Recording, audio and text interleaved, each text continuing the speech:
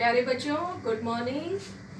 आज हम मैनेजमेंट का सेकंड फंक्शन करने जा रहे हैं। फर्स्ट फंक्शन प्लानिंग हम पढ़ चुके हैं। प्लानिंग में हमने पढ़ा कब करना है, कैसे करना है, क्या करना है, ये सब चीज़ें पढ़ी थी जो हम एडवांस में डिसाइड करते हैं, है ना। और किसी भी काम को करने के लिए हमें बहुत सारे रिसोर्सेज की ज़रूरत होती है। उन रिसोर्सेज का अरेंजमेंट कैसे करना होता है और उन रिसोर्सेज को अरेंज करना, ये सब हम सेकंड फंक्शन में मैनेजमेंट के पढ़ेंगे। सेकंड फंक्शन है मैनेजमेंट का ऑर्गेनाइजिंग। ऑर्गेनाइजिंग का मतलब होता है किसी भी बिजनेस में काम को करने के लिए जो भी रिसोर्सेज जैसे raw material, machines, tools, capital और एम्प्लॉयज प्रोवाइड करना। यहाँ पर्सनल का मतलब एम्प्लॉयज होता है, लोग होते हैं। तो सारे रिसोर्सेज प्रोवाइड करना किसी भी काम को पूरा करने के लिए ऑर्गेनाइजेशन में, ये ऑर्गेनाइजिंग का काम है। अब ऑर्गेनाइजिंग के प्रोसेस में क्या क्या करता है एक मैनेजर। ऑर्गेनाइजिंग के प्रोसेस के 4 स्टेप्स हैं बच्चों। पहला स्टेप है identification and division of work. सबसे पहले किसी भी ऑर्गेनाइजेशन में जो मैनेजर है वो काम को आइडेंटिफाई करता है और काम को पहचानता है कि क्या काम करना है और उसको डिवाइड करता है, लोगों में उस काम को बांटता है। जैसे कि एक बैंक में जो बैंक का काम है एक व्यक्ति नहीं कर सकता, बहुत सारे लोग होते हैं बैंक में। एक कैशियर होता है जो कि कैश को एक्सेप्ट करता है, एक कैशियर होता है जो पेमेंट करता है, कोई चेक बुक इशू करता है, कोई चेक बुक के चेक्स रिसीव करता है, कोई बैंक लोन सैंक्शन करता है, लोन की पेमेंट करता है। इस तरह बहुत सारे लोग मिलकर काम करते हैं, तो काम को बांटा जाता है पहले स्टेप में। उसके बाद दूसरा स्टेप होता है डिपार्टमेंटलाइजेशन। डिपार्टमेंटलाइजेशन में जो मैनेजर है वो एक ही तरह के काम को एक डिपार्टमेंट में बांट देता है। डिपार्टमेंटलाइजेशन 2 तरह का होता है, फंक्शनल डिपार्टमेंटलाइजेशन और डिविजनल डिपार्टमेंटलाइजेशन।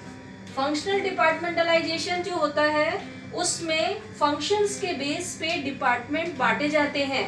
जैसे कोई परचेज डिपार्टमेंट है, production department, finance department, marketing department, ये सभी काम हैं, फंक्शंस हैं, इनके बेस पे डिपार्टमेंट बांटे जाते हैं।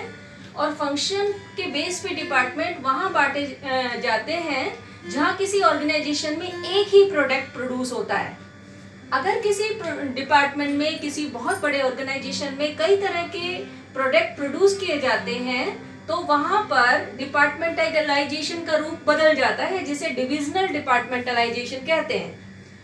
जैसे कि कोई एक बहुत बड़ा ऑर्गेनाइजेशन है, कंपनी है, वो टेक्सटाइल भी बनाती है, कपड़े का भी बिजनेस करती है, कॉस्मेटिक्स का भी करती है। जो ऑर्गेनाइजेशन एक से ज़्यादा प्रोडक्ट बनाते हैं, जैसे कि टेक्सटाइल भी बना रहे हैं, टेक्सटाइल मीन्स कपड़े का भी बिजनेस है, कॉस्मेटिक्स का भी है, मेडिसिन का भी है, सोप्स का भी है, तो वहाँ पर डिपार्टमेंट प्रोडक्ट के हिसाब से बांटे जाते हैं।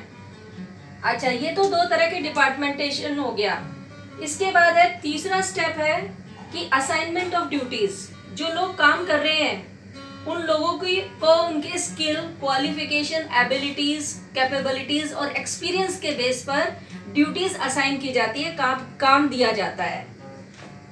इसके लिए उन्हें एक जॉब डिस्क्रिप्शन नाम का डॉक्यूमेंट दिया जाता है, उसमें सारी उनकी रिस्पॉन्सिबिलिटीज लिखी हुई होती हैं। इसके बाद 4th स्टेप है एस्टैब्लिशिंग रिपोर्टिंग रिलेशनशिप।